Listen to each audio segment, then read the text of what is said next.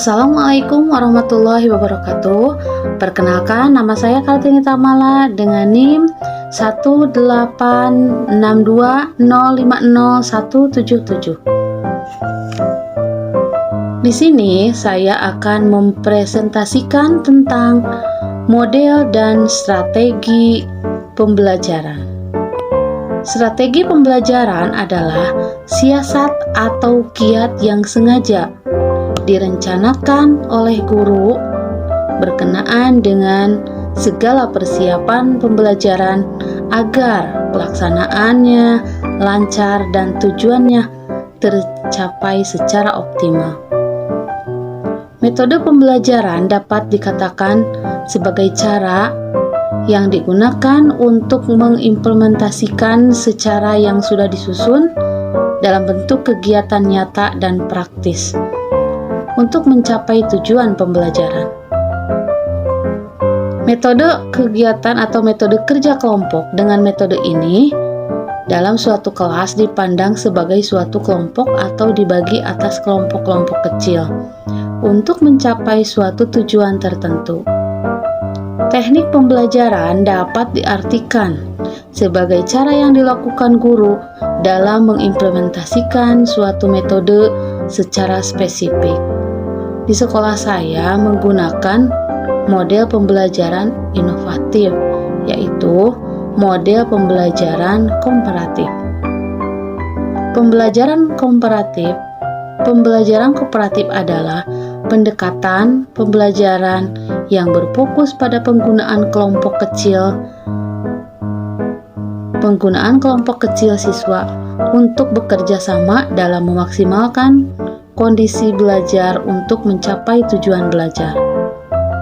Konsep pembelajaran kooperatif yaitu menciptakan interaksi yang asah, asih, dan asuh sehingga tercipta masyarakat, pelajar, dan siswa tidak hanya belajar dari guru tetapi juga dari sesama siswa.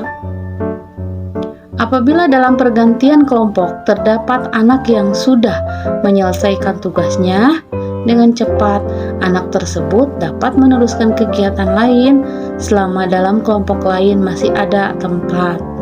Jika sudah tidak ada tempat, itu dengan tema bagaimana cara melaksanakan model pembelajaran kelompok di PAUD.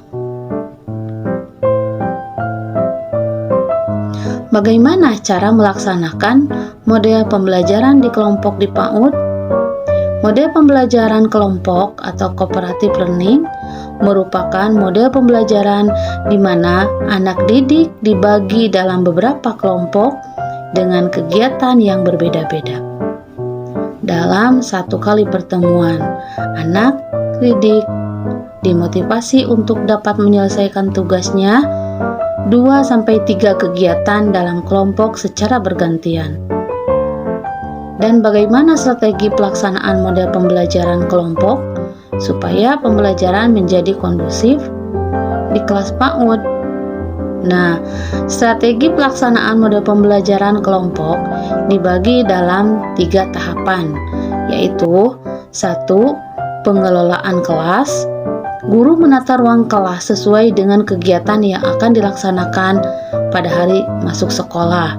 Kemudian menata meja dan kursi sesuai kebutuhan anak agar mereka merasa nyaman dan keluasan ketika melaksanakan kegiatan di ruangan tersebut.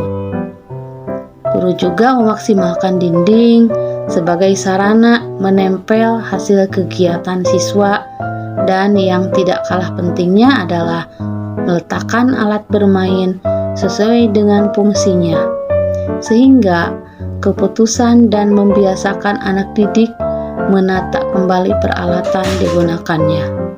2. Langkah-langkah kegiatan belajar mengajar ada 4, yaitu kegiatan pendahuluan atau awal, kegiatan inti, kegiatan istirahat, dan kegiatan penutup.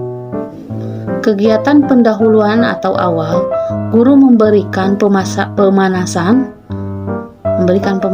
misalnya mengadakan diskusi dan tanya jawab mengenai yang akan dilaksanakan pada hari itu untuk belajar. Kemudian, melakukan sedikit gerakan menyanyi dan menari untuk membuat siswa lebih rileks pada kegiatan inti. Guru lebih memusatkan pada kemampuan sosial dan emosional anak pada kegiatan ini atau nanti pada kegiatan inti. Terdapat berbagai macam kegiatan bermain yang dipilih dan disukai anak agar mereka dapat bereksplorasi, bereksperimen, mandiri, kreatif, dan dapat. Pada kegiatan inti terdapat berbagai macam kegiatan bermain yang dipilih dan disukai anak agar mereka dapat bereksplorasi, bereksperimen, mandiri, kreatif, dan dapat bekerja sama dengan baik. Pada kegiatan inti, guru pun membagi anak dalam beberapa kelompok dengan memberi kegiatan yang berbeda terhadap masing-masing kelompok. Sebelum melaksanakan kegiatan kelompok, guru menjelaskan hal-hal yang berkaitan dengan tugas yang akan dikerjakan oleh masing-masing kelompok. Anak diberi kesempatan untuk memilih kegiatan yang diminati dan tempat yang disediakan. Semua anak didik dapat secara bergantian mengikuti kegiatan yang telah direncanakan oleh guru dengan tertib. Anak didik yang telah menyelesaikan tugasnya lebih cepat dapat meneruskan kegiatannya. Pada kegiatan istirahat atau makan, guru mengingatkan kembali mengenai tata cara makan, jenis makanan bergizi, maupun kerjasama yang dilakukan makan berlangsung. Setelah selesai melaksanakan kegiatan makan, waktu yang tersisa